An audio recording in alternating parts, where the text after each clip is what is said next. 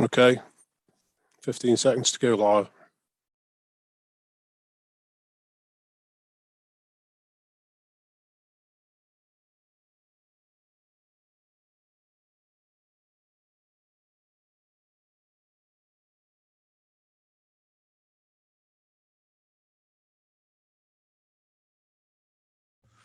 Well, good evening, everyone, both here in the room and anyone watching out in the ether. We're up to the mark, so I propose to begin this meeting of the Planning Committee of Newcastle-under-Lyme Borough Council this evening, and I'm going to take the agenda as printed. So first of all, we'll move to item 1, apologies. I've had apologies from Councillor Owen and Councillor Moffat. Looking around, I think otherwise we're all present and correct, but just to check, have we got any further apologies? I think the answer is bound to be no. So let us progress to item 2 of the agenda, declarations of interest. Does any member wish to make a declaration of interest this evening? Again, I'll take silence to mean that that's not going to be the case. So we'll move to item 3 of our agenda, minutes of previous meeting, as published on pages 3 to 8 of the agenda in front of you. Are we content that they are a correct record of our previous meeting? And I see noddings of heads, and if there is no dissenting voice, I will take that as assent by acclamation. That means we can move to our first substantive item this evening, which I draw members' attention to the fact that there is a supplementary agenda report as well as the main agenda report. We have a supporter to speak to us in favour of that meeting, I believe, from the internet. Before I invite Mr. Kilby to enter the meeting and address us, I'll just ask our officers if there's any further information we should be aware of this evening. No, there's nothing further. Thank you. In that case, could I ask IT to bring Mr. Kilby into the meeting, please? Bringing him in now.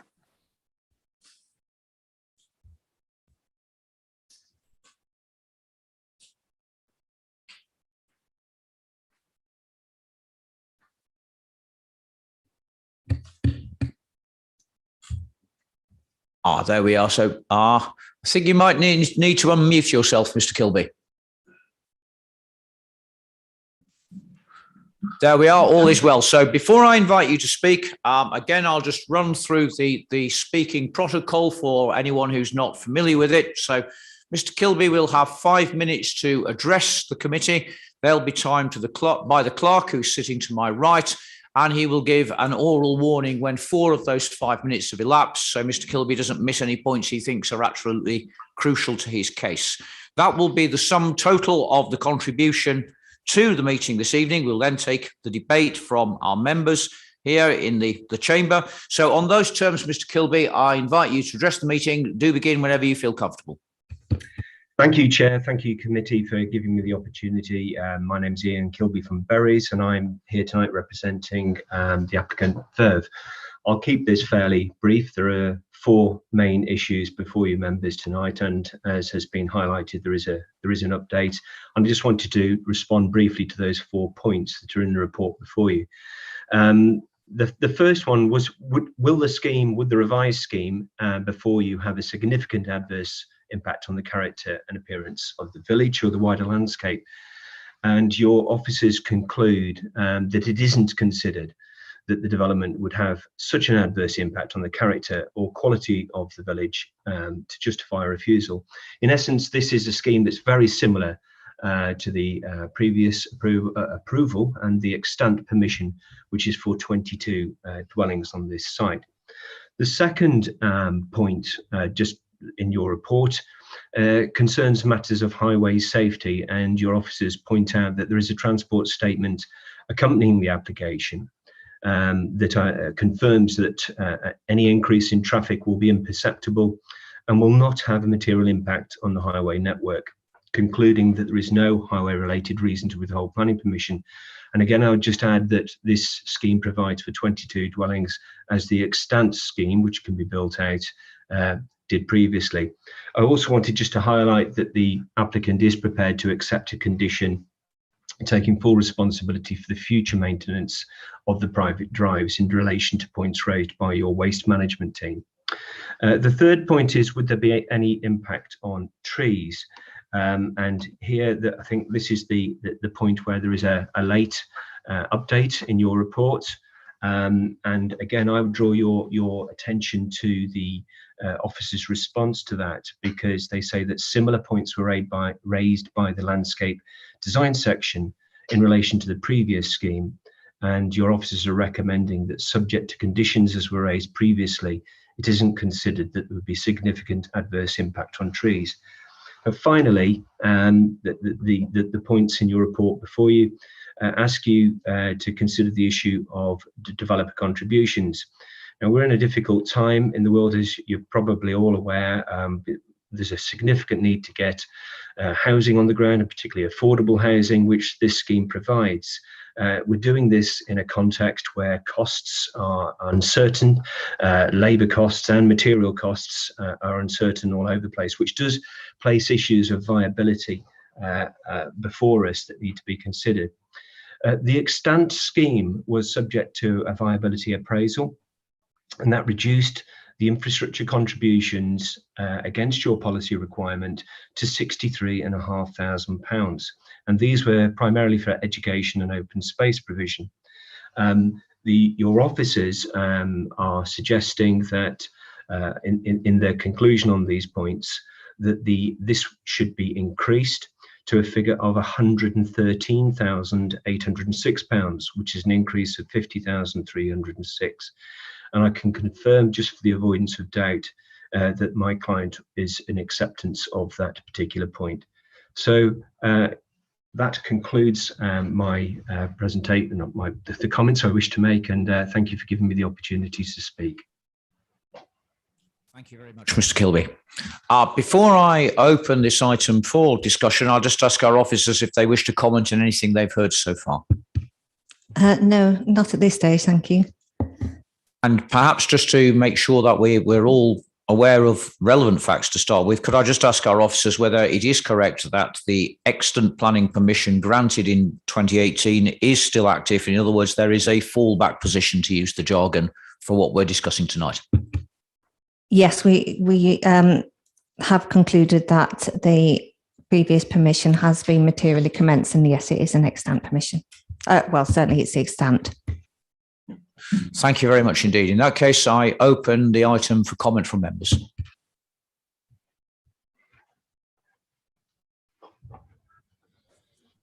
Councillor Reddish.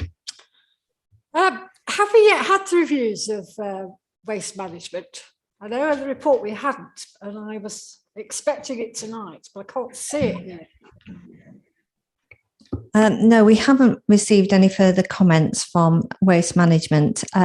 The approach that has been adopted within this report and the recommendations set out within this report are similar to those that were accepted in respect of the development of Honeywall Lane, whereby this layout includes, well, all the internal access roads within this proposed development are not going to be adopted, and the normal position of the waste management section is that they do not drive over unadopted highways on the basis that they don't want to be liable for any damage.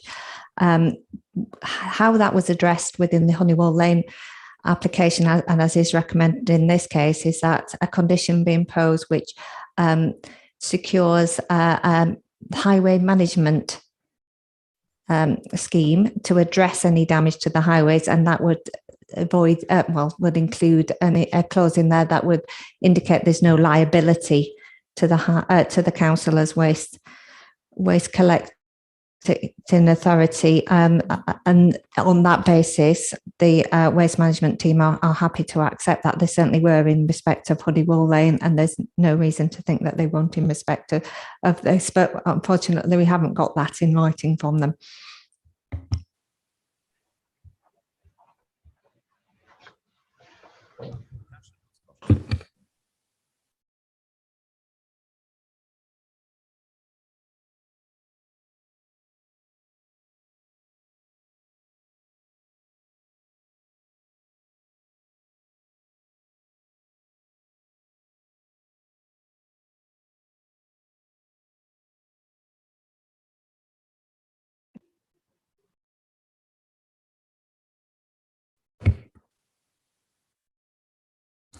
The application is supported by a number of detailed drainage plans. They have been considered by, or we have carried out consultations with various consultees, not all of which have responded, unfortunately. But certainly with the previous scheme, bearing in mind that there has been 2 planning permissions on this site for residential development, and it was accepted that drainage could be appropriately managed in respect of foul and surface water drainage. There's no basis, no reason to conclude in this case, even in the absence of the responses from the lead local flood authority, that that this development couldn't be suitably, the drainage couldn't be suitably designed and addressed. So I don't think there's any basis upon which we could conclude that we have inadequate information to reach a decision on this application. The details are within the scheme, and we would be imposing similar conditions as we have imposed on the 2 previous planning permissions on this site. I agree with our officer. It's disappointing that the flood authority haven't bothered to respond. I do note, though, Councillor, that there are in fact 2 conditions which directly address drainage, so hopefully that will be sufficient. Councillor Holland, I think we should speak. Thank you, Chair. Can I ask a question in relation to the supplementary report that's in front of us? I understand that the landscape development section have issued comments, including concerns that the plans that have been put in front of them are too vague and imprecise in order to form a confident opinion. Can our officer confirm to us that there'll be no possibility of development occurring within the exclusion zone, and that the developer won't benefit from us tonight approving something that our landscape development section is unhappy with? Because I'm keen to ensure that our conditions are strict enough that the developer is going to have to adhere to a requirement that if the plans are imprecise, they are made precise and approved prior to commencement of development, and also that it's not possible for them at any point to develop within the exclusion zone as a result of something we're going to approve tonight. I appreciate there's a long list of conditions that are listed for us, but the details of those conditions in our report aren't made clear. So can the officer address that, please?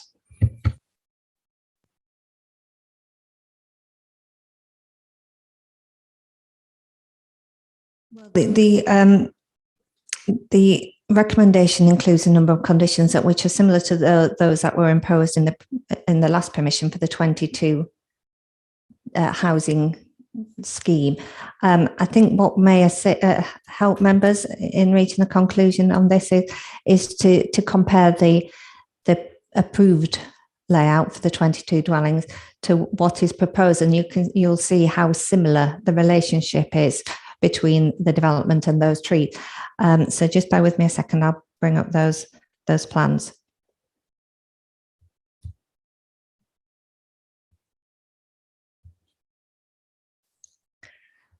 So this is the approved scheme. I'll just zoom in. Yeah, just get it into place. So this is the area that this and this end of the site, where the closest relationship is to the trees. I think it's particularly up here. So we've got a run of 5 dwellings there. And it's that tree, I think, is the one in question, although there is a group of trees there, and you'll see how close the site is, or the nearest dwelling is to that tree. And I'm going to try and pull up. There we go. The proposed scheme. So again, looking in that corner of the site, there are a run of 5 dwellings, and the relationship is very similar. So on the basis that we concluded that the property on that particular plot and its relationship to the tree was acceptable and could be made acceptable with regard to the use of conditions, which include the requirement to submit an arboricultural method statement and a schedule for works for the retained trees, and that tree is to be retained. We can't see any basis upon which that we can reach a different conclusion in this particular case. We believe we can avoid unacceptable incursion into the zone, but that was a conclusion of officers, which was accepted by planning committee when the application was determined for the 22 dwelling scheme, reference 17 1001 FUL. So yeah, given this is not the first application on the site, and the similarity between this scheme and the approved scheme, we would be inconsistent if we didn't grant permission subject to the conditions listed within the recommendation. Can I just explore that a little bit more? Perhaps if I apologise if I'm taking words out of the councillor's mouth. The important thing, it seems to me, here is the submission of this schedule, which is condition 10 here, about works for trees, retained trees, and it being regarded as sufficiently stringent in that regard. In other words, my question would be, who has sight of that schedule, and who determines whether that schedule is sufficient? If that goes back, I think if that goes back to the landscape development section and they say it's all right, members here will be content. I suspect they might not be content were that the landscape development section not to have sight of that schedule again, that it was merely there as a document to fill a box, so to speak, rather than actually being considered. So could you just take us through what would happen at that juncture? Well, yes, when we receive an application for approval of details reserved by condition, such as that condition, we would carry out consultations with the relevant consultee, which in this case is the landscape development section. We would be seeking their advice, and subject to their comments, we'll be approving the scheme if they're supportive of the information that's provided, or seeking amendments if they are or not. At the end of the day, the decision rests with the planning section of the council, and as with any decision, planning decision, we aren't required to follow the advice of the consultees, but we obviously pay regard to that. If members are particularly concerned about this, it has been the case in the past where a condition approval has been brought to planning committee, so that the final decision is that of planning committee. I'm not necessarily recommending that, but if you have got such concerns about this, then that is a way of ensuring that the decision is a decision that you are supportive of. But yes, we would consult landscape, and we will take on board their comments and seek amendments if required. Just ask if Councillor Holland wishes to comment further on that. Thank you, Chair. And yes, your question did encapsulate a lot of what I was going to say. I appreciate our officer's comments about the previous application and the similarity between that application and this one. The fact is, though, that none of the conditions, or at least not all of the conditions associated with that application, were ever discharged, because that scheme did not go ahead, and we're looking at the scheme that's in front of us now. So what would satisfy me, Chair, is if we were reassured that at no point, and it's nothing to do with policy, it's to do with whether or not they will in fact be able to build retaining walls within the construction exclusion zone. Our landscape development section's comments seem to focus on a concern that might be the case because of imprecision in the plans, and either they or we as a committee need to see those plans in more detail, the method schedule that's necessary to discharge whatever condition it is that we're applying tonight. And I have no trouble with varying from our previous decision on a very similar application, because if in the past we have failed to protect something that we ought to have protected, that seems to me to be an honest mistake and not inconsistency in our planning decisions. So if it's the committee's view, and I'll be happy to listen to other members, that we're content for the discharge of that condition to be shown to our consultee, who is also an officer within this authority, and then bounced back to the planning officers, then I'm happy with that. I don't wish to necessarily recall it to this committee for a committee decision on the discharge of one condition, but I would like to be reassured that nobody is going to get away with something, if that's the right phrase to use.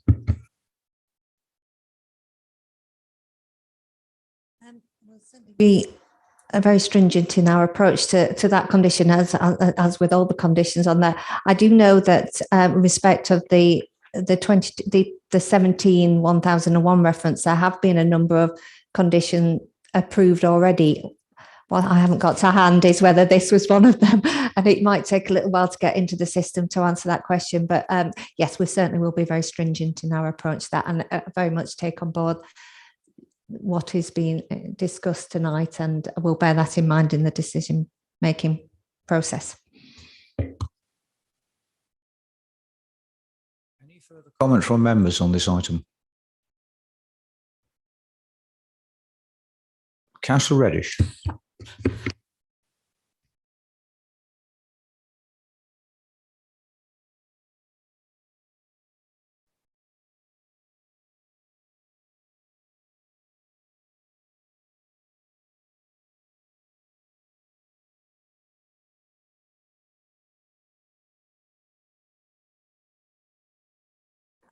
It isn't our approach generally as a planning authority to require developments of any scale to be gated. Certain parts of the sites, private rear garden areas, parking courts, aspects of layouts need to be appropriately secured, and quite often are behind gates. But a development, an entire development, is not something that we generally advocate, and that there is no reason to think that this site, this layout, is particularly vulnerable and would require being set behind gates. Certainly isn't something that was required in the previous two permissions on there, and it's similar in respect that there's two accesses into the two parcels of land forming this development.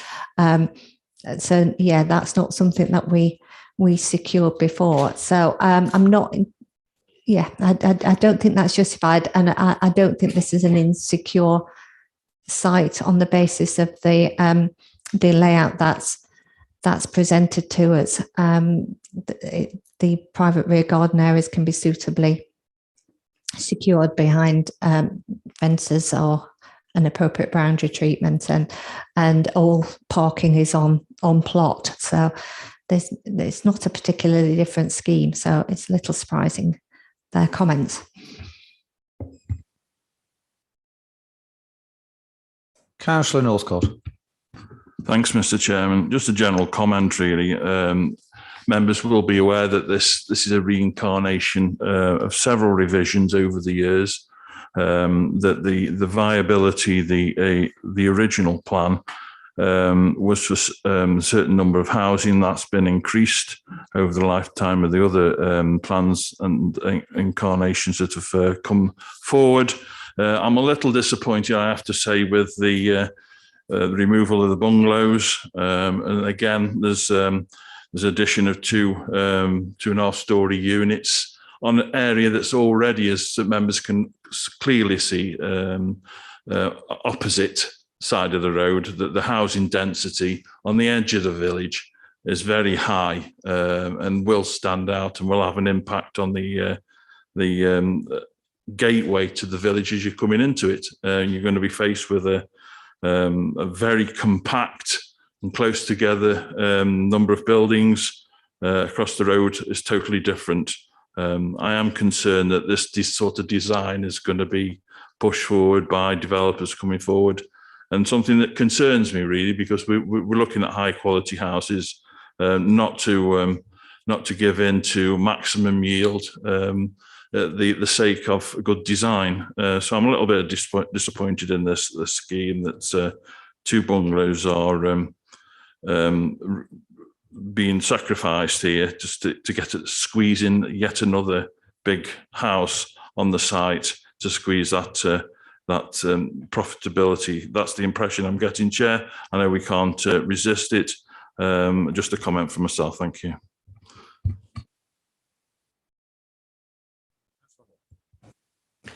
Just to follow up on what Councillor Northcott said, it being the case that it appears as though the population of this site is being squeezed for profitability purposes, can our officers assure us that we have done our utmost to robustly challenge the viability of contributions, because I note that the parish council, one of their comments was disappointment that the original S106 contribution is not viable and not possible for us to achieve. So are we genuinely squeezing everything we can in terms of legitimate contributions out of the developer in this case?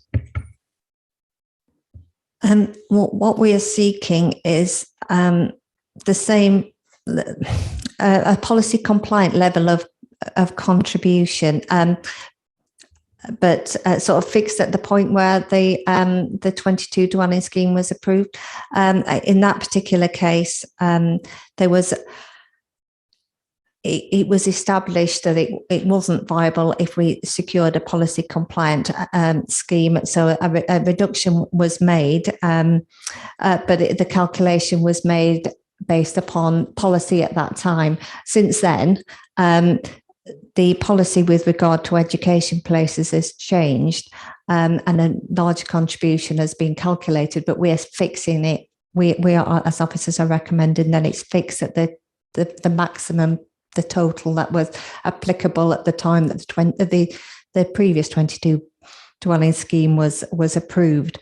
So yes, we consider that we are getting the maximum, a policy compliant provision within of financial contributions within the section 106, albeit the policy that was in place at the time that the 22 dwelling scheme was approved.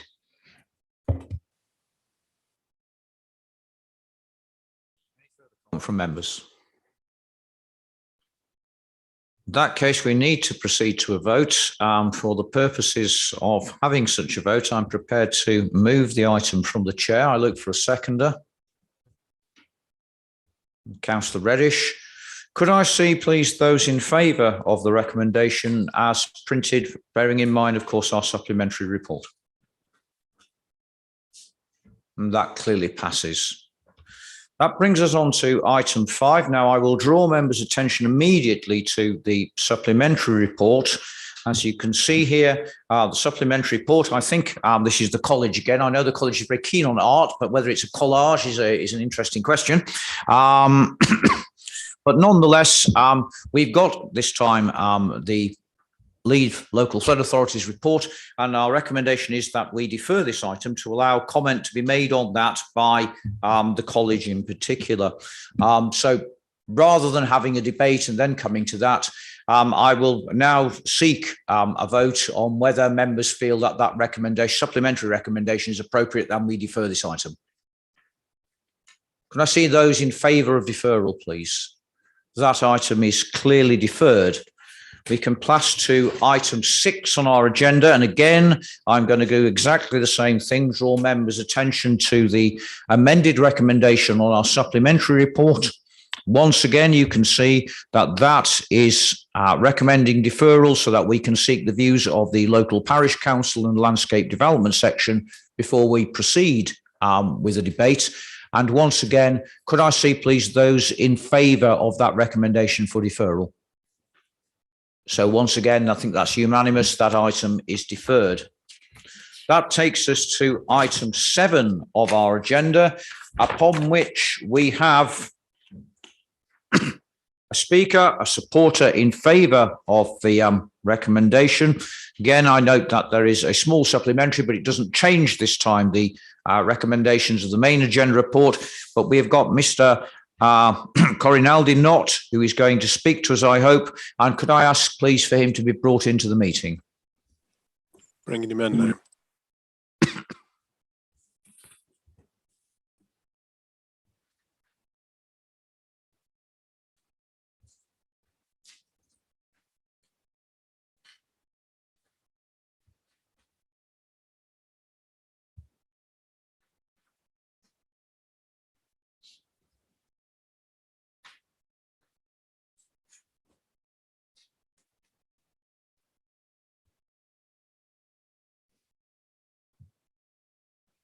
So we don't appear to have anyone at the moment. I just ask IT if they could check that all is well in the ether.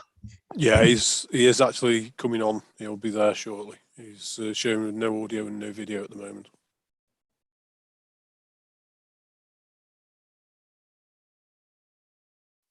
We are. So, yes, and unmuted. So just in case, if I may, before you address the committee, Mr. Corinaldi-Knott, in case anyone's joined our meeting late, I'll just run through the speaking protocol.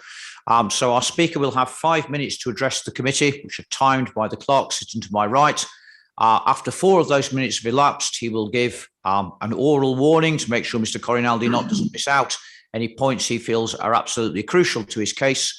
Those 5 minutes of address are the total contribution of our speaker to our meeting this evening, and after them, we will progress to a debate amongst members. So on those terms, Mr. Corinaldi-Knott, I invite you to address the committee and begin whenever you feel comfortable.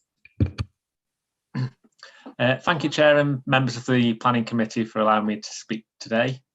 As set out in the report by your planning officers, this application seeks approval to substitute the approved house types for the development that have already been approved under application references 1300970 out and 1800262 REM. The overall site layout, including the internal road layout and the approved access design into the site, would all remain the same as previously approved. Earlier this year, Seddon Homes were appointed development partner for the site, and Seddons have since acquired the site from them. Prior to this, a number of operations have been carried out on the site to demolish a number of the existing buildings, extinguish the burning spoil heap, and remediate this brownfield site ready to bring it forward for development. Outline planning permission for the site was first granted in 2015, and we're sure that both elected councillors and local residents will be pleased to see this site finally being remediated and coming forward for development in order to deliver high quality open market housing with some affordable housing included in the mix. Seddon Homes are currently developing the Hawthorne site in Keele, and Seddon Homes are committed to investing further into the borough by bringing forward another high quality development in Keele at Pepper Street. This is a key vote of confidence in the borough by a well-respected high quality house builder. The proposed design of the houses do not deviate significantly from those already approved by the council at reserve matters stage, and the dwellings to be constructed would be similar in appearance to those being constructed at the Hawthorns.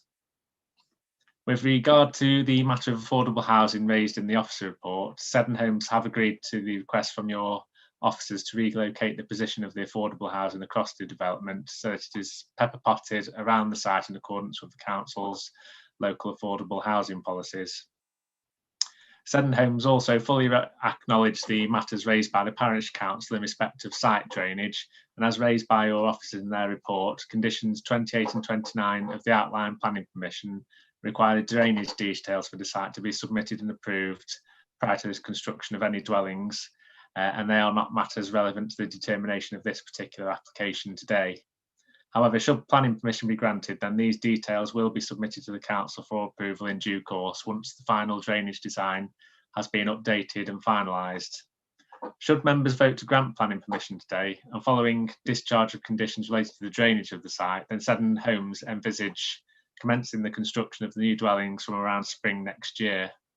Seddon Homes are committed to being good neighbours during the construction phase and will endeavour to notify local councillors, parish councillors and residents of their final construction timetable once any outstanding necessary approvals have been granted. We trust that members will find the proposals for the substituted house types to be acceptable, and we respectfully request that planning permission is granted accordingly. Thank you for your time. Thank you very much.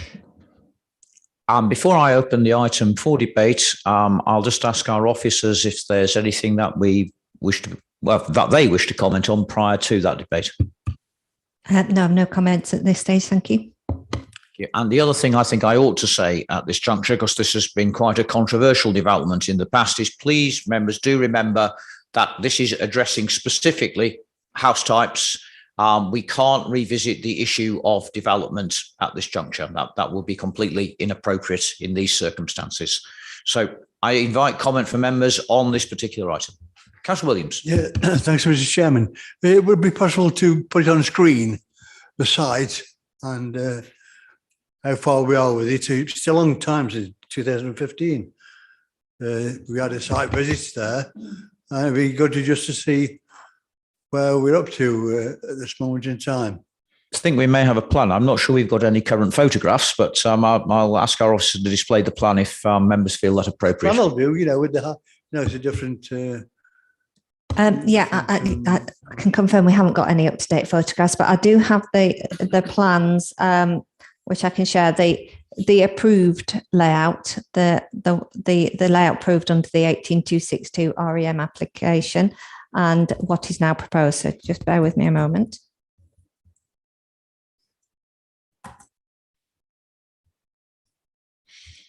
Right, so this is the approved layout. I'll just zoom in a little bit.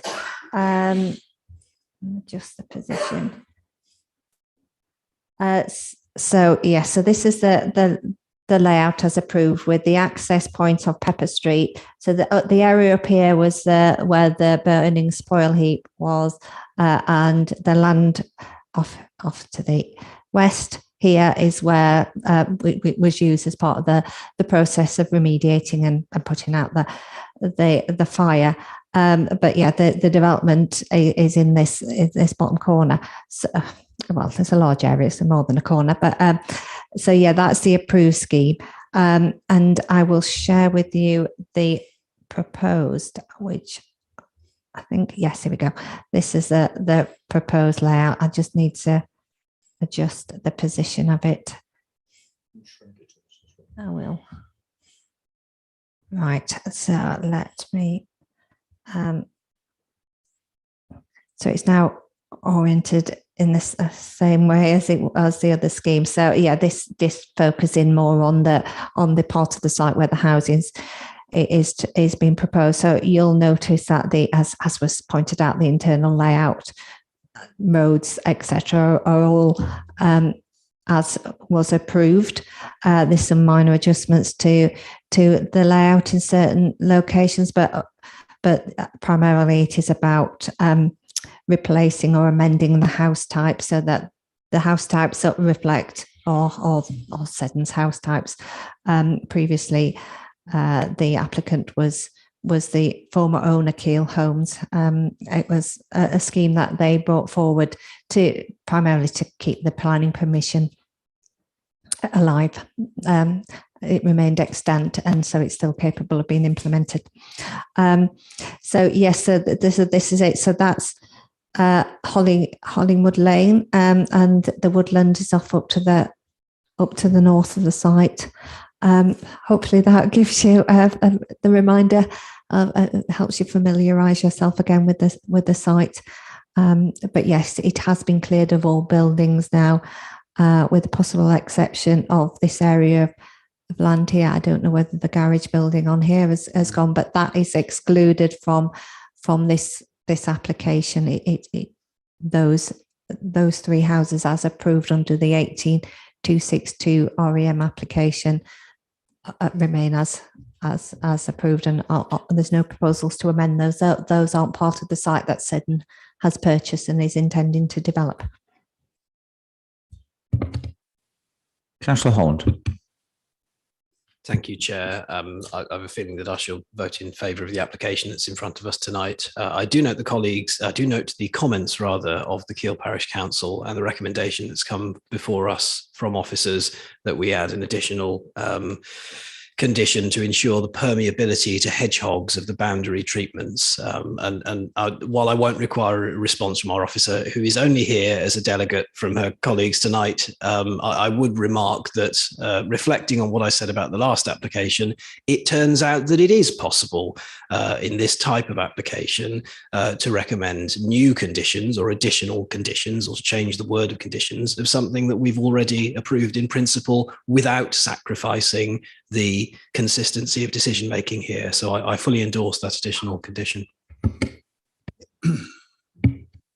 Councillor Williams. Just come back. Thank you, Mr. Chairman. It's just what I asked that. It was a very difficult site, and where the existing garage is still there. Behind that, the old brickyard going back a number of years. And those of us know that site. It's good to revisit these sites. In my view, sometimes we tend to give permission or not, and then move on. So I think it's good to sometimes to revisit sites and to see when they're completed, whether we've done a reasonable job and for the future. So, we never really have visited other sites. So it's something that I've always wanted the planning committee to do, to see what was successful and what not successful. But on taking this with very, very difficult sites, I'm really pleased that it's gone on and cleared that area up. Thank you, Mr. Chairman. Any further comment from members? In that case, I'm going to proceed to a vote. Again, I'm happy to move the recommendations from the chair. I see a secondary in Councillor Northcott. Could I see those in favour of the recommendations, please? That passes unanimously. That brings us to item 8 on our agenda, Kidsgrove Railway Station. And again, there's a supplementary report. And I would draw your attention, I think, in particular to paragraph 2 of the officer response on that supplementary report. As you can see, there are 2 votes that are required upon this particular item. One is that prior approval for this development is required, and the second is that prior approval is granted. What I propose to do is take the first vote now, that in the view of the committee, prior approval is required, and then I will open the item for debate as to regards the appropriateness of what is proposed. So can I see, please, those in favour of the view that prior approval is required for this development? And that clearly passes.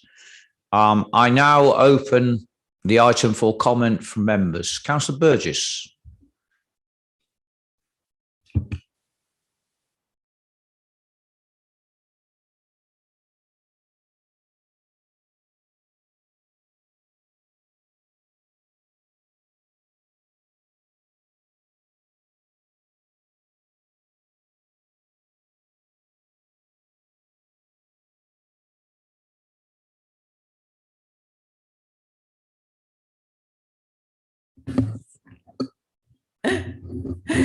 Thank you, Mr. Chairman. I am worried about the size of this pole. I've had no complaints from residents about it, but I wondered if we could see the plans on screen, please, because if memory serves me right, there used to be a path between the towpath, the slope, and the actual car park of the railway station. I'm wondering if this was on that path or near to it. To me, it's rather a large pole to put there, but there again, if it's necessary. As I say, I've had no complaints from residents. So that's just one of my concerns, the height of the pole itself and how this bin, or whatever they call it, will look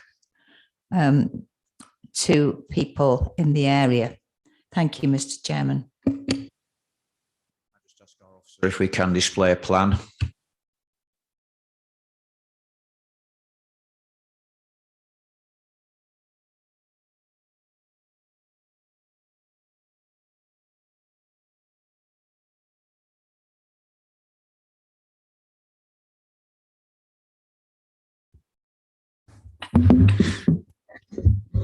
It's contagious. Yeah, so I'll first point out the path that Councillor Burgess was referring to. I believe the path that she was referring to is the one down here.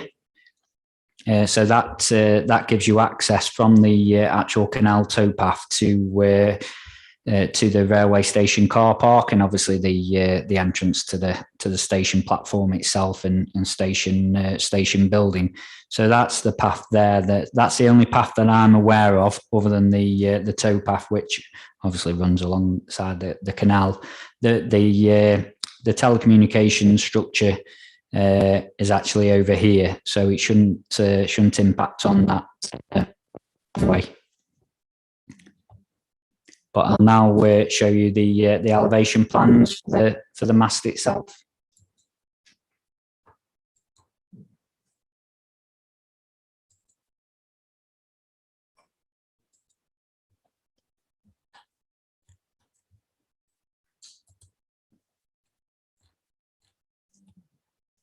So that's the elevation of the mast. It's a 20-meter high pole to the very top. The antennas are shrouded at the top of the tower, and then there's obviously ground-based equipment cabinets at the base.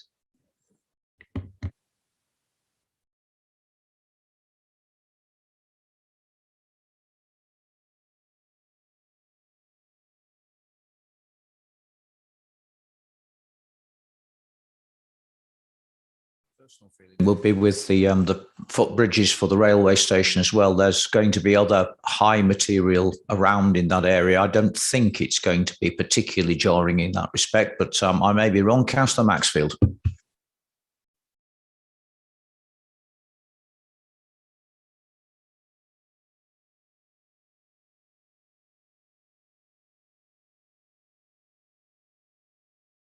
Oh, sorry.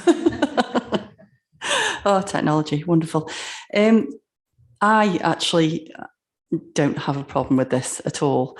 I think it was a few committees ago we had a similar application that we actually turned down because it was considered to be too high and its appearance within the locale. But I made the comment then that I thought it was a shame that we would have to turn it down given the actual investment that has been put into Kids Grove through the town deal funds and the things that are going to be coming from that, which are going to be relying on the expansion of our communications network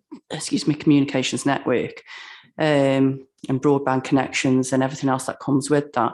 So I actually don't have an issue with this. I think it's in the best position. I think it is, as you've already said, there are other things in the area which are kind of going to mask it slightly anyway. I think it's going to be completely unobtrusive and become certainly part and parcel of the landscape, if you like.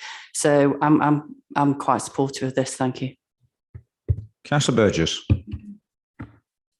Yeah, I'm not against, I just want to make it clear, I'm not against this application.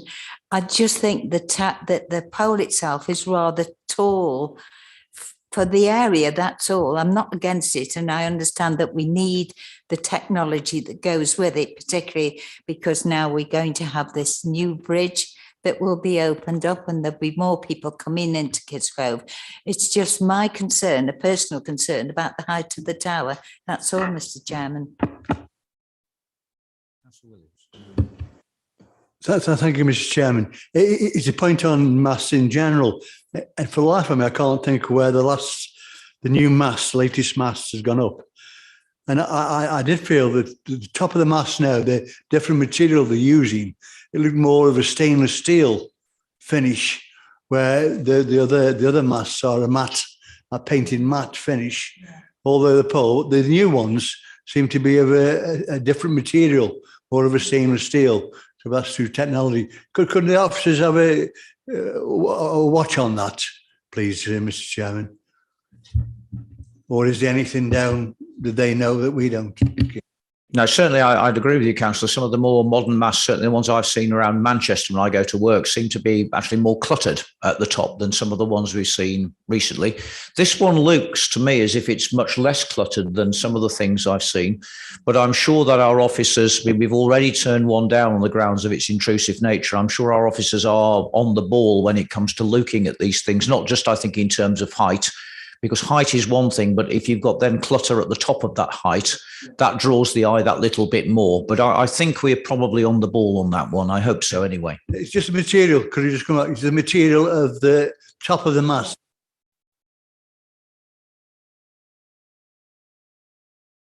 Again, I'm sure we can ask our officer just to ask the applicant whether those colours can be made one, so to speak. I do know the Conservation Working Party are unconcerned about this on our supplementary, which I take comfort from. They take these things seriously. But I take your points on board, and I think we do have to be careful as we get a new round of these as the old ones are renewed. Are there any further comments before I proceed to a vote on this matter? In that case, this is our second vote. We've already determined that permission is required. Are we now content that permission be granted? Could I see those in favour, please, of this application? And that, I think, is unanimous. That brings us to item 9 of our agenda, which, as you can see, is a report on an appeal decision, an appeal that against the council that was dismissed. I'll just ask our officers if they feel there's anything we ought to draw in general from this, or whether it's a decision which is just in particular, so to speak. Thank you, Chair. I think that is an error in the main agenda report about it being dismissed. It was, in fact, allowed, but only for a temporary period of about 5 years, up until December 2025. It's a gypsy and traveller pitch. There are a number of conditions that the inspector has imposed, one of those being the temporary permission. And so officers now will need to monitor those conditions to ensure that the developer or the applicant fully complies with those, because if they don't, then that has implications on the permission that the inspector has given. So there are particular points that members need to be aware. It is quite a unique case in terms of it being a gypsy and traveller pitch in the borough, and it being within the green belt, and certain considerations were taken on board which were considered to outweigh the harm on the green belt. So it is a quite an important decision, really, that members may wish to read in full at their leisure. Thank you for that correction, Mr. Bromley. Again, before we simply receive the report, I just wonder if there are any comments from members. I don't see any. Are we content that this be received? And we most certainly need to note in our minutes that that the information there should be changed from dismissed to allowed. In that case, let's move to item 10 of our agenda, which is another report about an appeal. I'm hoping this time that where it says appeal decision, it's printed correctly. Looking at the body of the report, that most certainly seems to be the case. Once again, I'll just ask our officers if there's anything we need to take away from that in general. Yes, the appeal decision was allowed, and there's nothing of particular note to bring to members' attention. Thank you. Thank you very much. Councillor Holland. Thank you, Chair. This was a refusal issued under delegated powers. It's not one that we saw in the past, but on the face of it, the application looks a bit like something that would normally come in front of us as a committee anyway. Is there a reason the officers can give us that distinguishes this from the sort of developments that we see as a planning committee? Not that we would have reached, I'm sure, any other decision. I'm sure we'd have been just as faulty. Well, this is within the scheme of delegation. This is one of the application types that is dealt with under delegated authority, unless it's called into committee, and it wasn't called in. So on that basis, it was determined it wasn't the first application on this particular site, and the decision was made in accordance with the advice received from the Highway Authority, as had previous decisions been made, or at least one previous decision being made on the site with similar highway objections. So yeah, it's not one that we would expect to call in, given this is at least the second application on this particular site, and I can confirm it wasn't called in. Are members content that the information be received? That takes us to item 11 of our agenda, which is an update on the breach of planning obligation at Station Road in Silverdale. Again, I just ask our officers if there's any further. I don't think we have a further report on this. This is simply the information in front of us. There's nothing that by way of an update. I think dialogue is still ongoing between the council's legal department and the developer, or the developer who gained planning permission for the development of this site. But we are still the planning application financial contributions are still outstanding. They haven't been paid.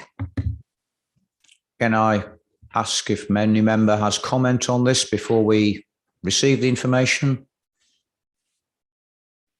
So again, are we content that that information be received? I see noddings of heads. That brings us to the final item on our agenda this evening, urgent business, to consider any business which is urgent within the relevant section of the relevant act. I know of none at this moment in time. I look to our officers to see if they know of any, and they don't, which means we can bring this meeting to a close. Thank you very much for coming out on a rather wild and wet evening, and do have a safe journey home.